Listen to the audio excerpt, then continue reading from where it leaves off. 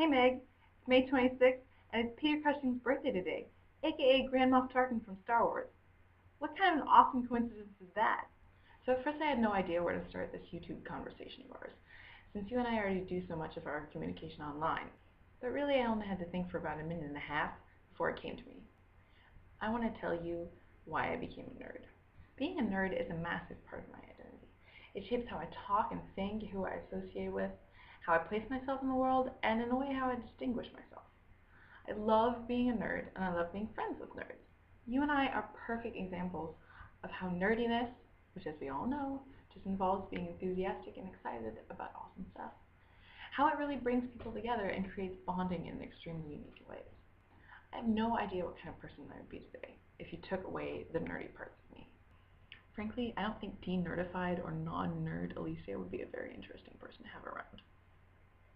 Without my Lord of the Rings jewelry, I can't imagine people would really want to hang out with me. But how and why I latched myself onto nerd culture was a process that, when I thought about it, had several distinct steps. I've mentioned this to you before, but I grew up largely without TV, with the exception of PBS. So my childhood days were filled with reading, playing outside, reading in bed, reading at school, and singing Disney songs. I wasn't totally pop culture starved. I read anything I could get my hands on in all genres.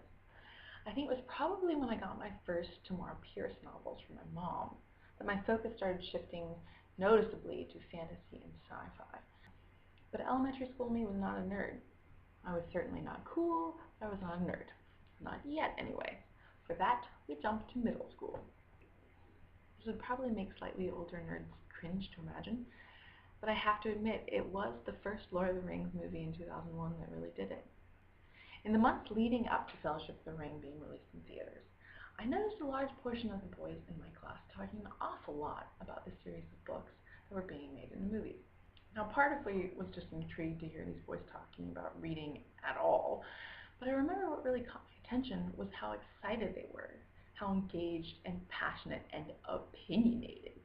They argued, they discussed, they geeked out about these books.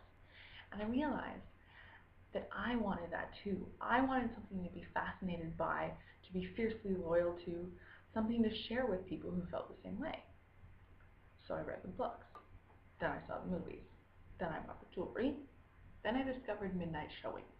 Then I had my mom make me a cloak. And then I discovered the internet, and it was all over. Because by then I was seriously into Harry Potter, and you and I both know what happens when you mix young Harry Potter fans with this new thing called the internet.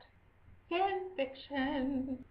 For others out there in the know, I'll just say this: paradigm of uncertainty. If you know, you know. And of course, that was just the beginning. I discovered fan sites, message boards, theory and rumor pages, the OneRing.net, Wikipedia. There was just one element missing. I hadn't yet found my community. Fittingly, this happened before going to see Return of the King with a group of friends before it left theaters. On this occasion, I wore that elf cloak my mom made me, even though it was the fifth time I'd seen the movie and it had been out in theaters for at least 2 months by then. There's no point in me denying it, there's photographic evidence. After seeing the movie, we had a sleepover, and on the way back to the house where we were spending the night at, the other girls in the car started discussing this TV show that they all watched. They were arguing about a certain character, and what they thought about him, and where they thought the season was going, and when it would be out on DVD. And then I had to chime in and say, "What's Buffy the Vampire Slayer?" And that was it. They showed me a few choice episodes, and I was hooked. I borrowed all the DVD sets from my friend, and eventually saved up to buy them myself. And then one day, I discovered that I could refer to episodes by name, and that barely a day went by where I did not quote something written by Joss Whedon. And that story brings you up to speed. Our shared nerdiness is one of the things I treasure about our relationship. So I thought it would be a perfect way to start this strange project of ours we're calling Sisterhood 3.0. Meg, I love you, and I'm sure you'll be spamming my wall soon.